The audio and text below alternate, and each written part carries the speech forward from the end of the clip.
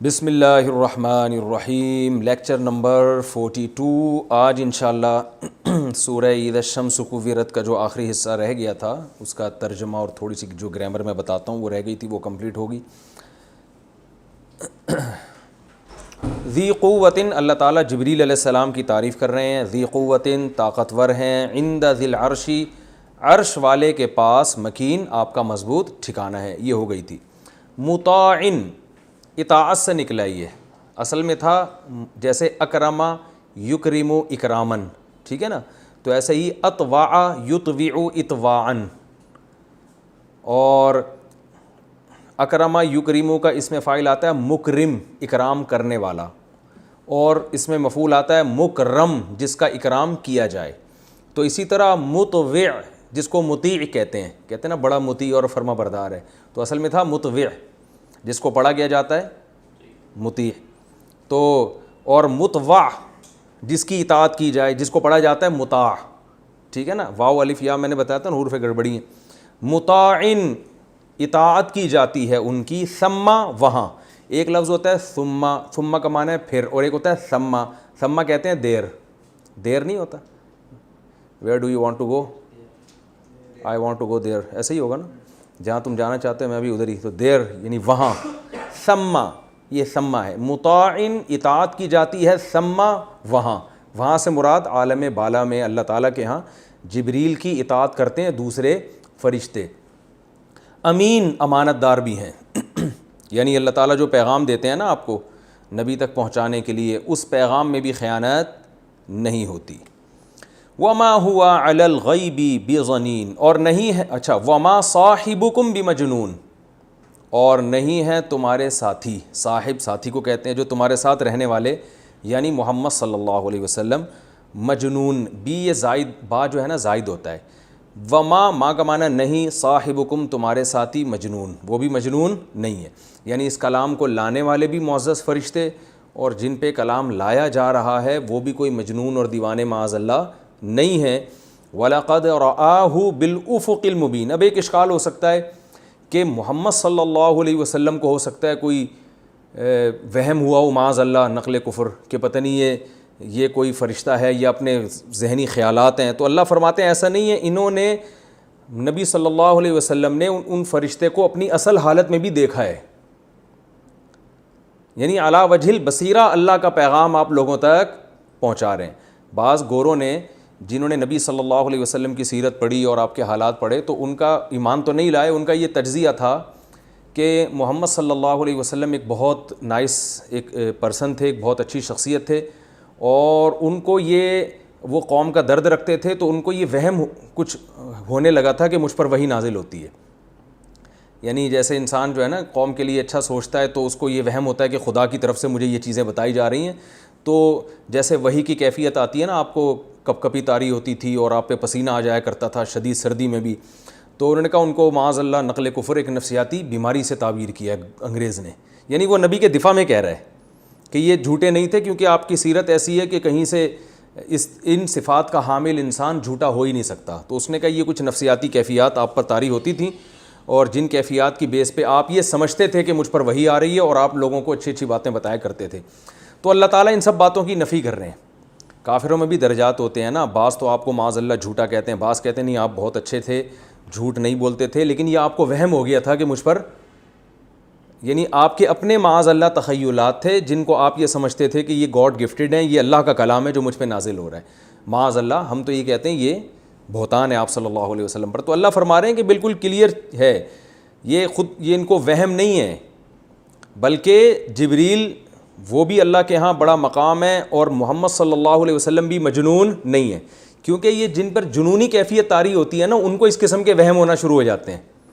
آپ بھی آپ کو وہمی لوگ نظر آئیں گے نا، یار مجھے آج الہام ہوا، آج مجھے یہ، تو وہ تو پاگل ہوتے ہیں نا، دیوانے ہوتے ہیں۔ تو اللہ فرماتے ہیں وما صاحبکم بمجنون، تمہارے جو ساتھی ہیں وہ مجنون اور دیوانے نہیں ہیں، اور ان کو ساتھی بھی اس لیے کہا جا رہا ہے، یہ نہیں کہا وما محمد بمجنون کہ محمد مجنون نہیں ہے، بلکہ صاحب کے لفظ میں اشارہ ہے کہ وہ تو تمہارے ساتھ رہتے ہیں، ساتھ رہنے والے کو تو انسان سمجھ جاتا ہے کہ وہ عقل مند ہے یا مجنون ہے، تو اسی صاحب کے لفظ میں دلیل بھی ہے کہ بھائی جو تمہارے ساتھ صبح و شام اٹھتا بیٹھتا ہے تم اس کو زیادہ جانتے ہو, تمہارے ساتھ 40 سال انہوں نے گزار دیے, تو وہ مجنون نہیں ہے. یعنی صاحب کے لفظ میں دلیل بھی ہے اس دعوے کی. وَلَقَدْ رَآهُ, رَآ اصل میں تھا رَآ یا ضربہ کی طرح, اور البتہ تحقیق لام بھی تاکید کے لیے, قد بھی تاکید کے لیے, واو کا معنی, اور رآ اصل میں کیا تھا, رآ یا ضربہ کی طرح, دیکھنے رؤیت سے نکلا ہے. اور تحقیق محمد صلی اللہ علیہ وسلم نے دیکھا ہے اس فرشتے کو بالافق, افق کہتے ہیں کنارے کو, آفاق اس کی جمع آتی ہے نا, آفاق, شاعری میں یہ لفظ بہت استعمال ہوتا ہے, کہتے ہیں نا افق. جو طلبہ مدارس کے وہ تو جانتے ہیں, افق ابیض اور احمر اس طرح کے الفاظ کنارے کو بولتے ہیں. ایک کنارہ مشرق میں ہوتا ہے آسمان کا, اور ایک کہاں ہوتا ہے, مغرب میں.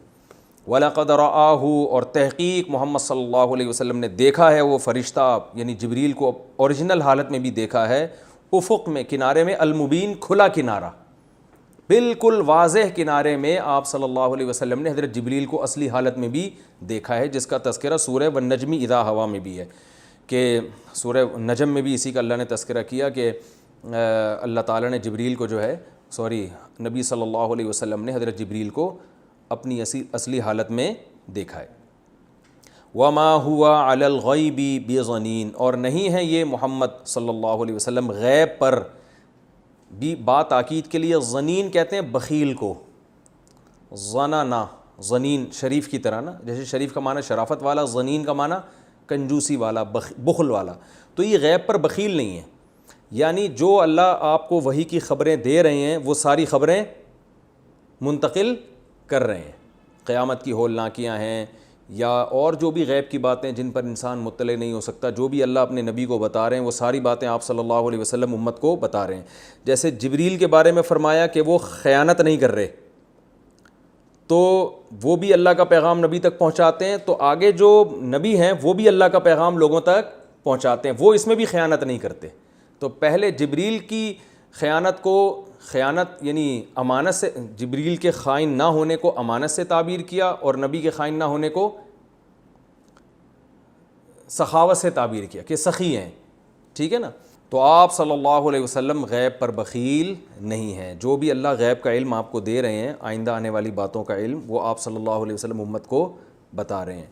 وما هو بقول الشیطان الرجیم, اور یہ کلام یعنی قرآن مجید قول نہیں ہے شیطان مردود کا. مشرکین یہ بھی کہتے تھے کہ معاذ اللہ شیطانی تصرفات ہیں, جنات اور شیاطین بھی دل میں الٹی الٹی چیزیں ڈال رہے ہوتے ہیں نا, تو کلام دیکھ کے پتہ چل جاتا ہے کہ یہ شیطانی کلام معاذ اللہ یہ نہیں ہے, اور یہ شیطان کا کلام بھی نہیں ہے جو مردود ہے. فَأَيْنَ تَذْهَبُونَ, اینا کا معنی کہاں, تذہبون تسمعون کی طرح, تضربون, ذہبہ کا معنی جانا, پہلے آ چکا یہ لفظ, تو تم کہاں جا رہے ہو, یعنی اس کلام کو چھوڑ کر کہاں جا رہے ہو, ہدایت کا راستہ تو اس میں ہے. ان ہوا الا, نہیں ہے یہ کلام, ان کا معنی نہیں بھی ہوتا ہے, نہیں ہے یہ کلام, الا مگر, ذکر نصیحت ہے, للعالمین تمام جہان والوں کے لیے, لمن شاء اس شخص کے لیے, من شاء جو چاہتا ہے, منکم تم میں سے, ان یستقیم کہ سیدھے راستے پہ آ جائے, استقامت سیدھے راستے پہ چلنا, صراط مستقیم ہوتا ہے نا, تو اصل میں تھا یہ یستخرجو, یستقویمو, تو یستقویمو کو پڑھتے کیا ہیں, یستقیمو. اللہ فرماتے ہیں تم میں جو بھی چاہتا ہے ہدایت پہ آنا اس کے لیے یہ کلام کیا ہے, نصیحت ہے. وما تشاؤون, تشاؤون اصل میں تھا تشوؤون, تسمعون کی طرح, تو پڑھا جاتا ہے تشاؤون, اور نہیں تم چاہتے یا تم چاہ سکتے, نہیں تم چاہو گے, الا مگر, ان یشاء اللہ, اس صورت میں کہ یشاء اللہ, اللہ بھی چاہے, رب العالمین جو تمام جہانوں کا پالنے والا ہے. یعنی تم اس قرآن سے نصیحت حاصل کرنا اس وقت تک نہیں چاہ سکتے جب تک اللہ تمہارے بارے میں نہ چاہے کہ تم نصیحت حاصل کرو, ٹھیک ہے نا. یہ تو اس کا لفظی ترجمہ ہو گیا, کافی تفسیر بھی اسی میں ہو گئی ہے, پھر بھی میں اس کی مختصر تفسیر بتاتا ہوں آپ کو. اس صورت میں اللہ تعالیٰ نے قیامت کی ہولناکیوں کا تذکرہ کیا ہے, اور اللہ تعالیٰ نے بتایا ہے کہ ایک وقت آنے والا ہے, اذا الشمس کوورت, جب سورج بے نور ہو جائے گا, ستارے جھڑ جائیں گے, وَإِذَا الْجِبَالُ سُيِّرَتْ, پہاڑ اپنی جگہ سے ہلا دیے جائیں گے, وَإِذَا الْعِشَارُ عُطِّلَتْ, 10 ماہ کی گابن اونٹنیاں ایسے ہی چھوڑ دی جائیں گی. ایک تمثیل ہے, مثال ہے, یعنی لوگ اپنے قیمتی اموال کو بھی بھول جائیں گے. وَإِذَا الْوُحُوشُ حُشِرَتْ, خوف اور دہشت کی وجہ سے جنگلی جانور شہروں میں آ جائیں گے. اور وَإِذَا الْبِحَارُ سُجِّرَتْ, سمندروں میں آگ لگا دی جائے گی, بھڑکا دیے جائیں گے. وَإِذَا النُّفُوسُ زُوِّجَتْ, لوگوں کو حصوں میں ڈیوائڈ کر دیا جائے گا, اچھے اور برے. وَإِذَا الْمَوْءُودَةُ سُئِلَتْ, یہ تو شروع میں تو یہ قیامت کی ہولناکیاں ہیں نا, جو پہلا سور ہے. آگے دوسرے سور کے بعد کیا ہوگا؟ وَإِذَا الْمَوْءُودَةُ سُئِلَتْ, جس دن زندہ دفن کی ہوئی لڑکی سے پوچھا جائے گا بِأَيِّ ذَنبٍ قُتِلَتْ. یہ قرآن کی بلاغت ہے. اب دیکھیے قرآن جو ہے نا جزیات کے ضمن میں کلیات بیان کرتا ہے. یہ میں بار بار اصول بیان کرتا ہوں. جزیات کسے کہتے ہیں؟ تھوڑی گاڑی اردو ہے. یعنی قرآن بتائے گا کہ قیامت کے دن ایسا ہوگا, حالانکہ ایسا نہیں ہوگا, ہوگا تو بہت کچھ. یعنی اس سے یہ بتانا چاہتا ہے کہ انصاف ہوگا قیامت کے دن. اب ہو یہ رہا ہے, قرآن یہ بتا رہا ہے کہ سورج تباہ ہو جائے گا. اصل میں تو کیا, اس کو 2 لفظوں میں یوں بیان کیا جا سکتا تھا کہ ایک دن آئے گا پوری کائنات تباہ کر دی جائے گی اور سب سے حساب و کتاب لیا جائے گا. یہ 2 لفظوں میں بات شارٹ میں آ سکتی ہے نا. اصل تو مضمون ہے نا آیت کا وہ کیا ہے, یہ دنیا ایسے نہیں چل رہے گی ہمیشہ, بلکہ ایک دن کیا ہوگی, دنیا تباہ ہو جائے گی, سب سے حساب لیا جائے گا. یہ ایک اصول ہے, قاعدہ بیان کیا جا رہا ہے. لیکن قاعدہ قرآن جو بیان کر رہا ہے وہ واقعات بیان کر رہا ہے کہ ایسا یہ واقعہ بھی ہوگا, یہ واقعہ بھی ہوگا, یہ واقعہ بھی ہوگا اور یہ واقعہ بھی ہوگا. میں اس کی یوں مثال سے بات سمجھاتا ہوں. قرآن کہتا ہے وَلَا تَقُل لَّهُمَا اُفٍّ, والدین کو اف مت کرو. یہ قاعدہ نہیں ہے. لا اور قاعدہ یہ ہے کہ والدین کو تکلیف نہ دو. اب جب ہم تکلیف نہیں دیں گے تو اس کے بہت سارے جزیات ہیں. اس میں یہ کہ ان کو گالی بھی نہ دو, اس میں یہ ہے کہ ان کو مارو بھی نہیں, اس میں یہ کہ ان کو اف بھی نہ کرو. تو تکلیف کی جتنی قسمیں تھیں وہ ایک اصول میں آ جاتی ہے نا کہ ان کو تکلیف نہ دو. تو ہونا یہ چاہیے تھا کہ قرآن سیدھا سیدھا یہ کہہ دیتا کہ ان کو تکلیف نہ دو, یہ لا بیان کر دیتا نا, قاعدہ بیان کر دیتا. لیکن تکلیف کی قسمیں کیوں بیان کی جا رہی ہیں؟ ان قسموں کو ہم جزیات کہتے ہیں. قسمیں کیوں, اور قسم میں ایک قسم بیان کی ہے تو بظاہر یہ بلاغت نہیں ہے. کلام جامع تو نہ ہوا نا بھائی. یار میں ایک بات ہے, کوئی مہمان آپ کے گھر آتا ہے, میرا مہمان ہے, میں آپ سے کہتا ہوں یار یہ میرا دوست ہے, آپ اس کا اکرام کرنا. اب آپ خود سمجھ جاؤ گے بھئی یہ قانون بیان کر دیا اکرام کرنا ہے. اب اکرام میں اگر اس کو پانی کی ضرورت ہے تو پانی پلایا جائے گا, اس کو چائے کی ضرورت ہے تو چائے, اس کو نیند آ رہی ہے تو آپ سونے کے لیے بستر دیں گے. تمام چیزیں آ گئی نا. تو بلاغت کا تقاضا تو یہ تھا کہ میں آپ سے کہتا اس کا اکرام کرو. بس اکرام کی جو جزیات ہیں کہ چائے پلاؤ, کولڈ ڈرنک پلاؤ اور سونے کے لیے بستر دے دینا اور اے سی ذرا اے سی آن کر دینا, ڈرامہ دیکھنے کا دل چاہ رہا ہے تو ارطغرل دکھا دینا, ٹھیک ہے نا, یہ تو ساری جزیات ہیں نا. تو اس سے تو کلام لمبا ہو رہا ہے. تو ہونا یہ چاہیے تھا کہ میں آپ سے یہ کہہ دیتا کہ بھائی میرا گیسٹ آ رہا ہے اس کا اکرام کرو. اب آپ پہ چھوڑ دیتا ہے بھائی اکرام تو خود سمجھ جاؤ اکرام کسے کہتے ہیں. لیکن قرآن یہاں اصول بیان نہیں کر رہا. وَلَا تَقُل لَّهُمَا اُفٍّ میں بھی قرآن نے اصول بیان نہیں کیا, بلکہ یہ ایسے ہی ہے قرآن نے کہا والدین کو اف نہ کرو. حالانکہ قرآن یہ کہہ دیتا کہ والدین کو تکلیف نہ دو تو اف خود بخود اس میں آ جاتا. لیکن قرآن کی عادت یہ نہیں ہے. قرآن جزیہ بیان کرتا ہے اور کہتا ہے اس سے قاعدہ تم نے خود نکالنا ہے. اس میں حکمت کیا ہے؟ ہر جگہ ایک نئی حکمت ہوتی ہے.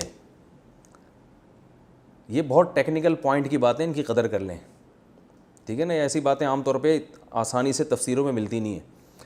اس میں بلکہ بعض دفعہ ملتی نہیں ہے, ساری زندگی بھی تلاش کرتا رہے نہیں ملتی, ٹھیک ہے نا. وَلَا تَقُل لَّهُمَا اُفٍّ قرآن نے اس لیے کہا ہے کہ قرآن اگر اصول بیان کرتا نا کہ والدین کو تکلیف نہ دو, یہ اصول ہے, تو اس میں ہو سکتا ہے بہت سے لوگ کہتے ہیں بھائی اف کہنے میں تو کوئی تکلیف ہے نہیں, اتنی چھوٹی سی تکلیف ہے کہ یہ اس اصول میں داخل ہے ہی نہیں. لہذا قرآن نے اف کی مثال دی جو تکلیف میں سب سے کم درجے کی تکلیف سمجھی جاتی ہے. بھائی کسی کو آپ کہہ دو اف, اس سے اس کو کتنی تکلیف ہوگی؟ بہت معمولی سی. تو قرآن نے یہ جزیہ بیان کر دیا کہ جب میں اتنی سی تکلیف برداشت نہیں کر سکتا تو گالی دینا یا ان کو مارنا یہ تو بہت دور کی بات ہے. تو اصول جو قاعدہ اور ضابطہ تھا نا کہ بالکل بھی تکلیف نہیں دینی, یہ قاعدہ اور ضابطہ اگر اس طرح سے بیان کیا جاتا کہ بالکل نہیں دینی تو بات سمجھ میں نہ آتی، بلکہ تکلیف کی ایک قسم بیان کر دی، وہ قسم جس میں تکلیف بہت کم ہوتی ہے، وہ بیان کر کے قرآن نے اصول سمجھا دیا کہ جب اتنی تھوڑی سی تکلیف دینا جائز نہیں ہے تو اس سے اونچے درجے کی تکلیف تو بالکل ہی حرام ہے۔ اس کی اب مثال میں مہمان پہ فٹ کرتا ہوں۔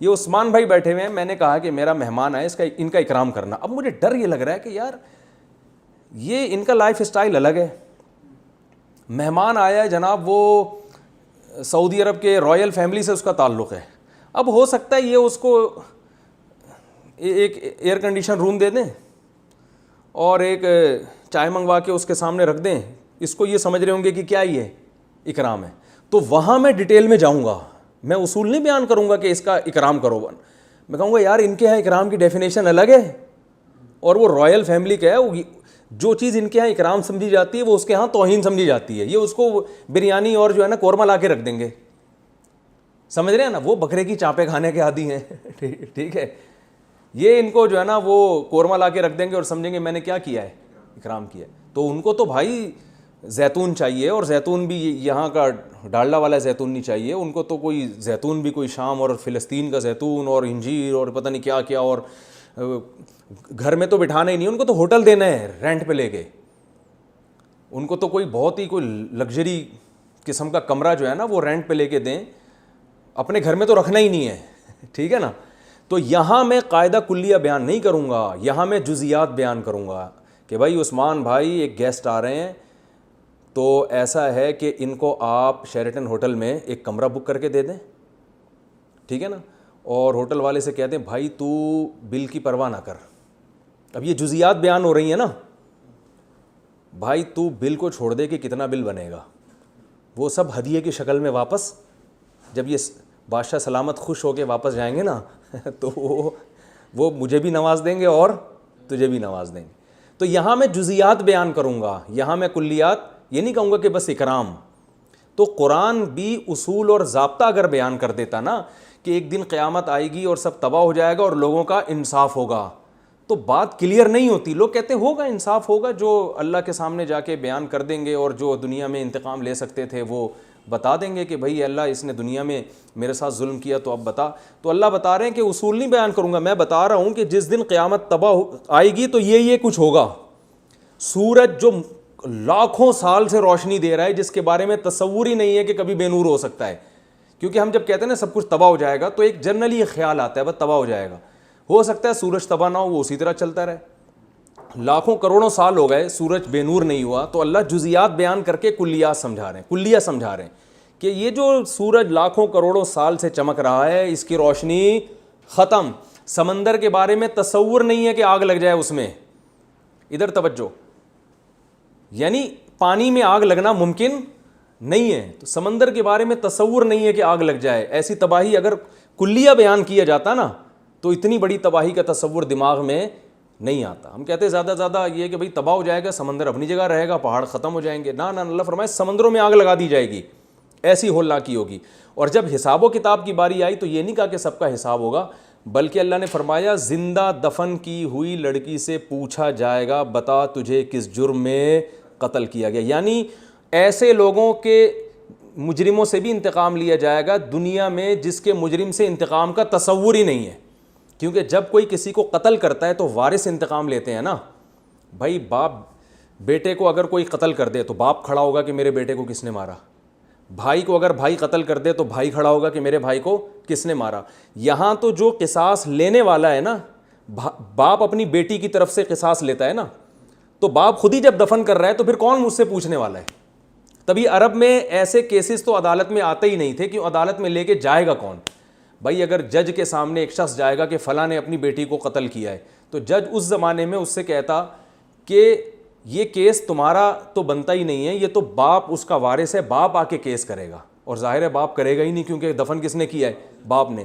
تو ایسے کیسز دنیا میں اس میں انصاف ملنے کی امید بالکل بھی نہیں ہوتی۔ تو اللہ نے اگر یوں بیان کر دیتے کہ ایک دن دنیا تباہ ہو جائے گی اور لوگوں سے انصاف لیا جائے گا تو کتنا گہرا انصاف ہوگا، یہ بات سمجھ میں نہیں آتی۔ اس لیے اللہ نے اس کے لیے ایک مثال دے دی کہ وہ انصاف اتنا گہرا ہوگا کہ وَإِذَا الْمَوْعُودَةُ سُئِلَتْ زندہ دفن کی ہوئی لڑکی سے اللہ خود پوچھے گا بتا تجھے کس جرم میں قتل کیا گیا.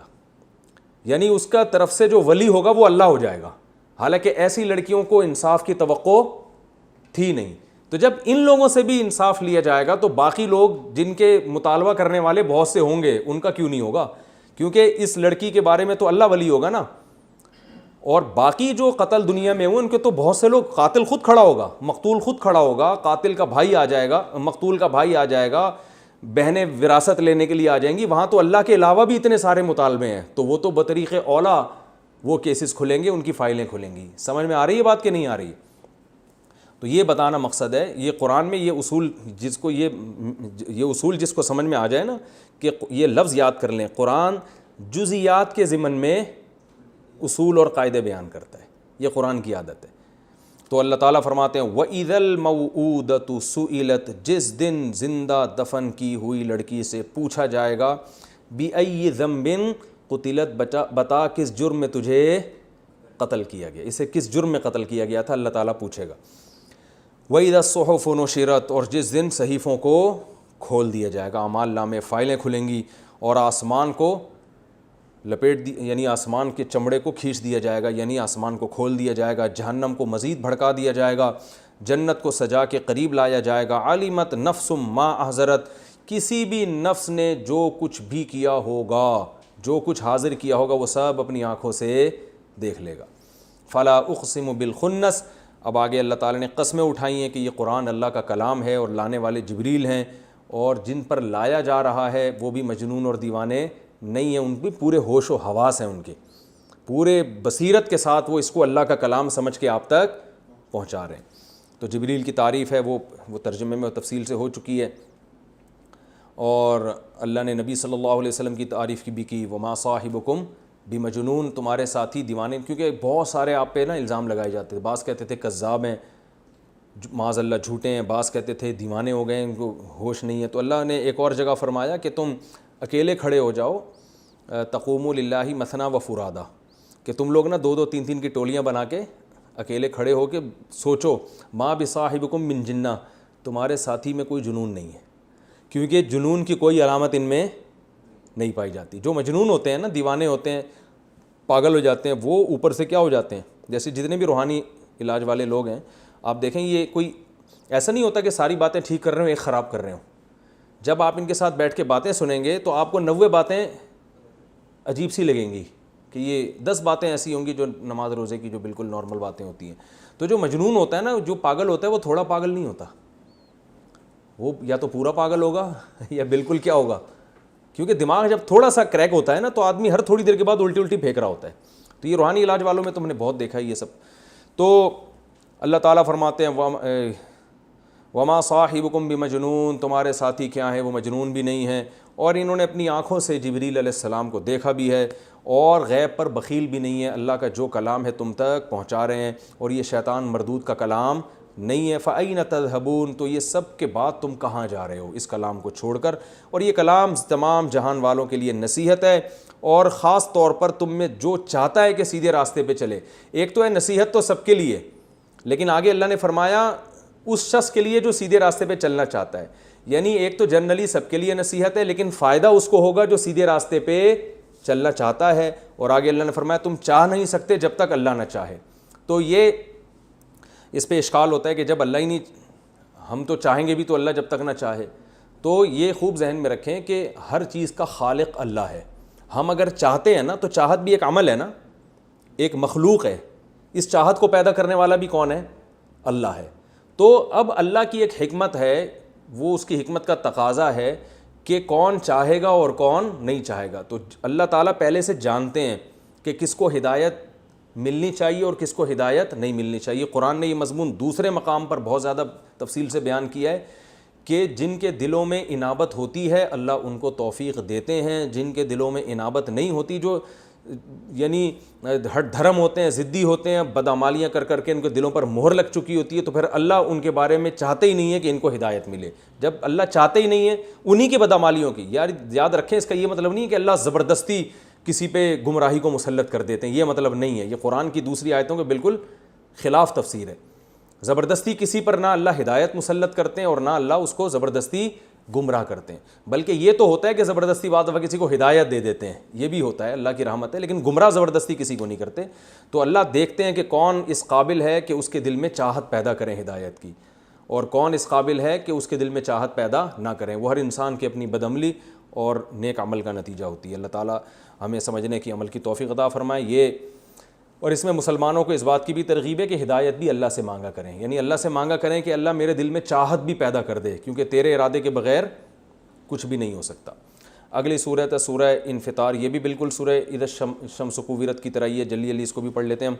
اذا السماء انفطرت, جب آسمان انفطرت, فطرت کہتے ہیں پھٹنے کو, انفطار کا معنی بھی پھٹنا. یہ جو ہم کہتے ہیں نا نیچر کو بھی فطرت کہتے ہیں, اصل میں انسان اس پر بنا ہوتا ہے. جس طبیعت پہ انسان ڈھلا ہے نا, اس طبیعت کو کیا کہا جاتا ہے؟ فطرت. تو ڈھالنا یا کسی چیز کو پھاڑ دینا. تو انفطرت, جب آسمان پھٹ جائے گا. وَإِذَا الْكَوَاكِبُ, کوكب کی جمع آتی ہے کواکب. کوكب نورانی صاحب ہے نا, تو ان سے یاد رکھیں آپ. کوكب کسے کہتے ہیں؟ کوكب ستارے کو کہتے ہیں, تو اس کی جمع کیا آتی ہے؟ کواکب. وَإِذَا الْكَوَاكِبُ انتثرت, نثر کا معنی ہوتا ہے پھیلانا, انتثرت کا معنی بھی جھڑنا ہوتا ہے. وَإِذَا الْبِحَارُ, اور جب سمندروں کو فجرت, بھڑکا دیا جائے گا, آگ لگا دی جائے گی اس میں. وَإِذَا الْقُبُورُ, اور جب قبروں کو, قبور قبر کی جمع, بُعْثِرَت, اکھاڑ دیا جائے گا. یعنی قبروں کو اکھاڑنے کا مطلب یہ ہے کہ اس میں جو مردے ہیں ان کو اکھاڑ دیا جائے گا, کھڑا کر دیا جائے گا. حدیث میں آتا ہے, ایک روایت میں آتا ہے کہ ایسے قیامت کے دن جب سور پھونکا جائے گا نا, مردے قبروں سے نکلیں گے جیسے کوئی گھاس پہ ہم بیٹھے ہوئے ہوتے ہیں نا, اور جب اٹھتے ہیں تو ایک ایک تنکا کیسے اس کا جو دبے ہوئے تنکے ہوتے ہیں کیسے کھڑے ہونا شروع ہوتے ہیں, تو ایسے قبروں سے مردے کھڑے ہونا شروع ہوں گے قیامت کے دن. علمت نفس, تو ہر نفس جان لے گا, ما قدمت, جو اس نے آگے بھیجا, واخرت, اور جو وہ پیچھے چھوڑ کر آیا. پیچھے ہم دنیا میں کیا چھوڑ کر گئے ہیں اور آخرت کے لیے ہم نے کیا بھیجا ہے آگے, یہ سب ہم جان لیں گے. کل میں صبح حدیث پڑھ رہا تھا کہ رسول اللہ صلی اللہ علیہ وسلم گھر میں آئے, امی عائشہ سے پوچھا کچھ ہے, انہوں نے فرمایا ایک بکری ہم نے ذبح کی تھی, باقی تو ساری صدقہ کر دی ہے, ایک دستی کا گوشت, ایک شانہ جو ہے نا اس کا باقی ہے. تو آپ نے فرمایا جو صدقہ کر دیا نا وہ باقی ہے, یہ ختم ہو جائے گا. تو یہ مطلب ہے علمت نفس ما قدمت واخرت, کہ کیا پیچھے چھوڑ کر آئے اور کیا آگے بھیجا. تو ہم جو صدقہ کر رہے ہیں ہم وہ سمجھ رہے ہیں کہ وہ تو ختم ہو گیا, جو کھا لیا وہ بچ گیا, حالانکہ اصل یہ ہے کہ جو صدقہ کر دیا اللہ کے لیے وہ آگے بھیج دیا ہم نے. تو ہر نفس پہچان لے گا کہ میں نے دنیا میں کیا پیچھے چھوڑا ہے اور کیا میں آگے. تو عمل بھی آگے جاتا ہے, صدقات بھی آگے جاتے ہیں, نیکیاں جو بھی.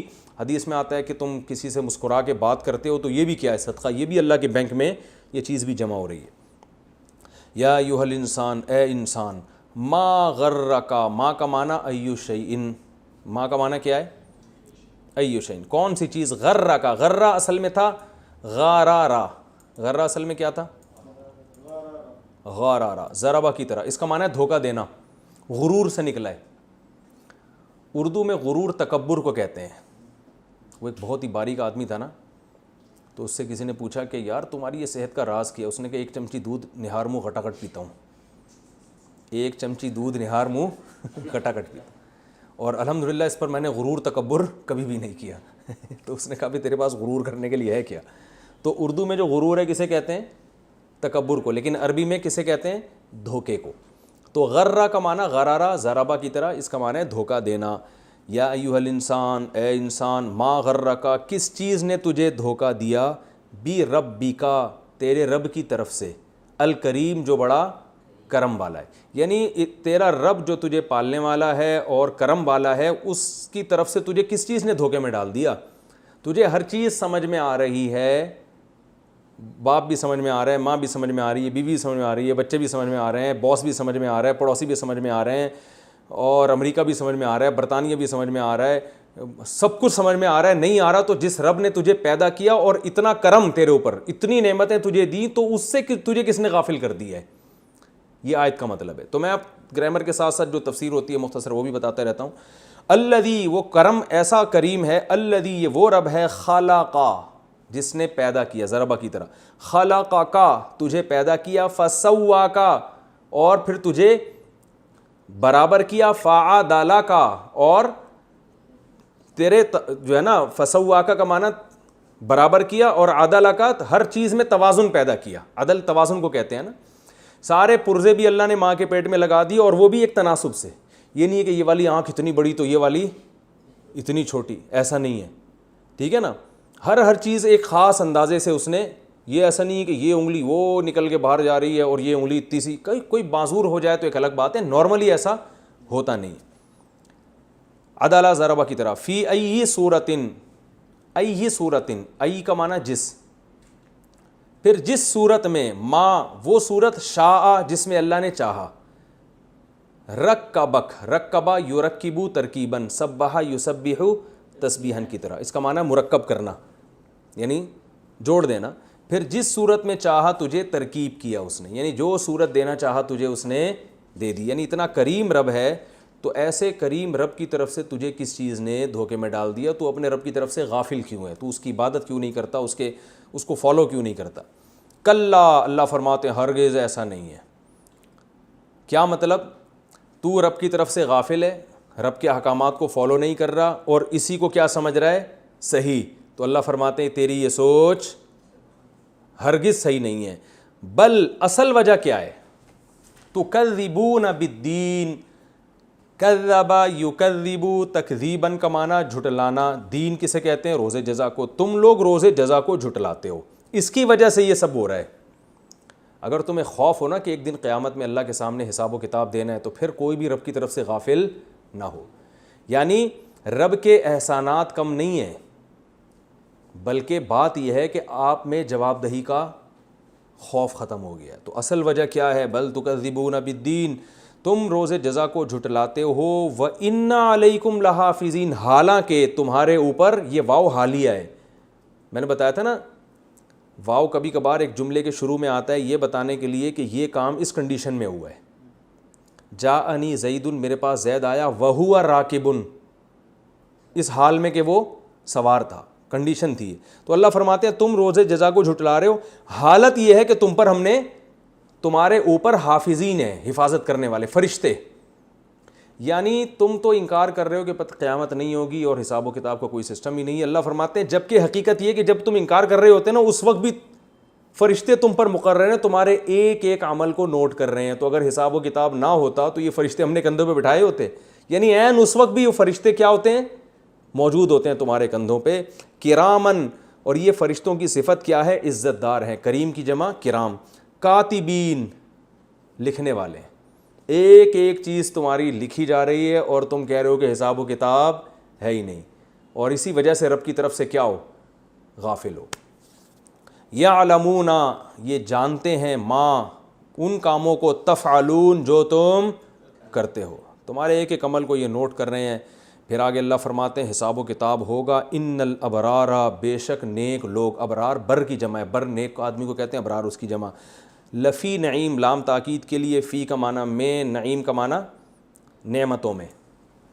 بے شک نیک لوگ کس میں ہوں گے؟ نعمتوں میں ہوں گے. وَإِنَّ الْفُجَّارَ، اور فجار فاجر کی جمع ہے، جیسے کافر کی کفار آتی ہے. اور فاسق فاجر لوگ، برے لوگ، لفی جہیم، جہنم میں ہوں گے. یسلونا، یسلونا کو سمجھیں، یہ لفظ قرآن میں بہت استعمال ہوا ہے. اصل میں تھا یسلیونا، یسمعون کی طرح، جس کو پڑھا جاتا ہے یسلونا. تو صلیہ یسلا، سمع یسمعو کی طرح. اس کا معنی ہوتا ہے آگ میں داخل ہونا. کیا معنی ہوتا ہے اس کا؟ آگ میں. ویسے کسی بھی جگہ داخل ہو تو دخلہ کا لفظ استعمال ہوتا ہے. آگ میں داخل ہونے کے لیے عربی میں صلا یا یسلیو، صلیہ یسلیو، ٹھیک ہے، آگ میں داخل ہونا. اور اصلا یا یسلیو اکرما کی ہوگا تو اس کا معنی ہوتا ہے آگ میں داخل کرنا. یہ لفظ قرآن میں بہت آئے گا. یسلونہا، یہ لوگ اس آگ میں داخل ہوں گے، یوم الدین، روز جزا کے دن. وما ہم عنہا بغائبین، اور یہ لوگ اس آگ سے غائب ہونے والے نہیں ہیں.